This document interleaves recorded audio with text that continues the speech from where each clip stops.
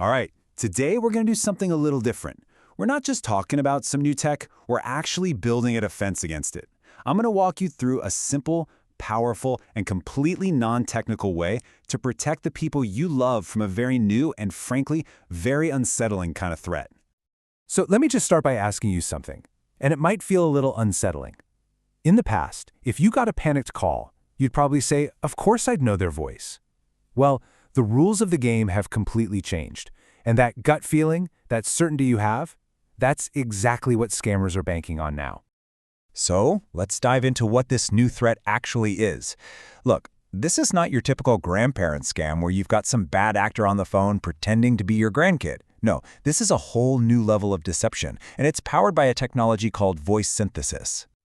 Get this, 30 seconds. That is all the audio a scammer needs to create a perfect, indistinguishable AI clone of your loved one's voice.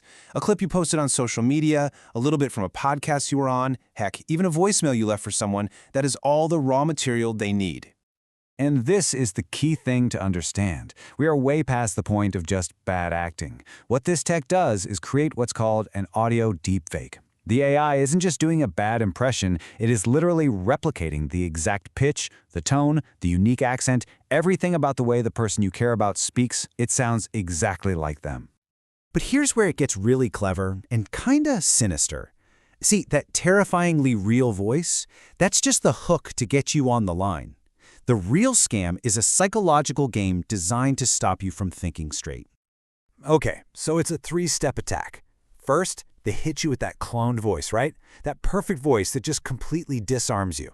Then, boom, the urgency. A car crash, a sudden arrest, anything to just flood your brain with panic. And then comes the isolation. They'll tell you, "Don't hang up, the connection is bad." Or, "Please, don't call mom and dad, they'll be so upset." The whole point of this is to shut down your logical thinking and get you to act purely on emotion. Okay, I know that all sounds terrifying, but here's the really good news. There is a 100% effective fix for this. It is totally free, and it is so simple. You don't need to download an app or buy any software. This is all about being prepared, not paranoid. Think of it like this. You're basically creating a biological two-factor authentication system for your family. The first factor, right, is the voice. That's what the scammer has. But the second factor, the one that breaks the whole scam, is a secret that only a real human member of your family could ever know. Something an AI could never, ever guess.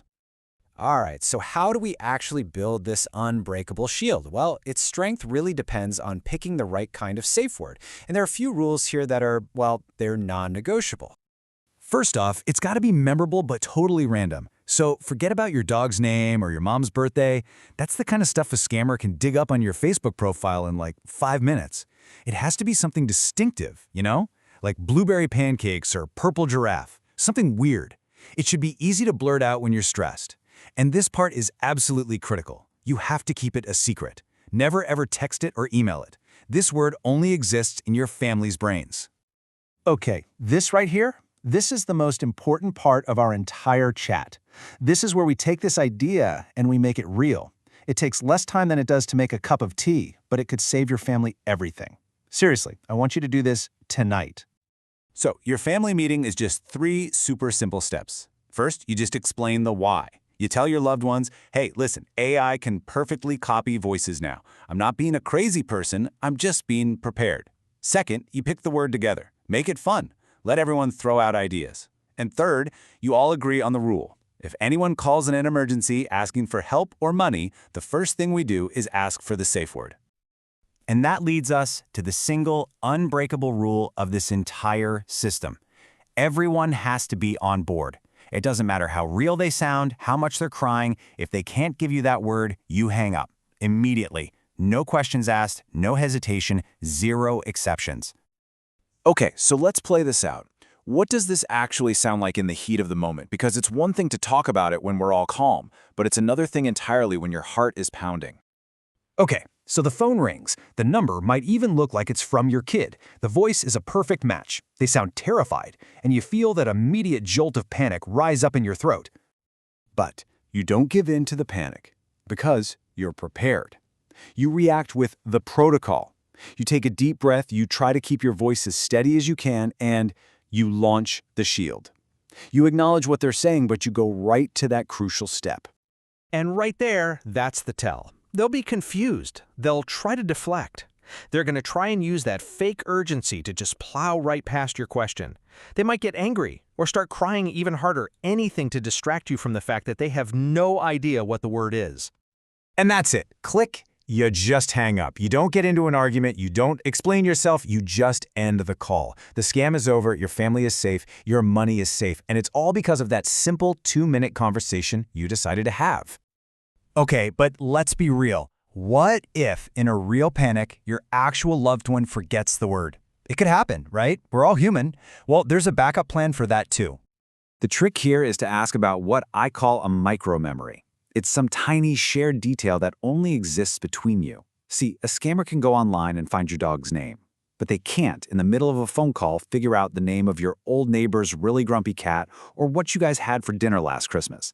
Ask a question only the real person could answer. You know, when you really think about it, this whole thing isn't about being afraid. It's not about AI or cybersecurity paranoia. It's actually a tool for connection. It's a way for your family to say, hey, we've got each other's backs. You're turning a scary piece of tech into a reason to connect and protect each other. Look, this is probably the cheapest, fastest, and most powerful thing you can possibly do to protect your family from this specific threat. You have the plan now. You are the protector for your family. So the only question I have for you is, are you going to have that 2-minute meeting tonight?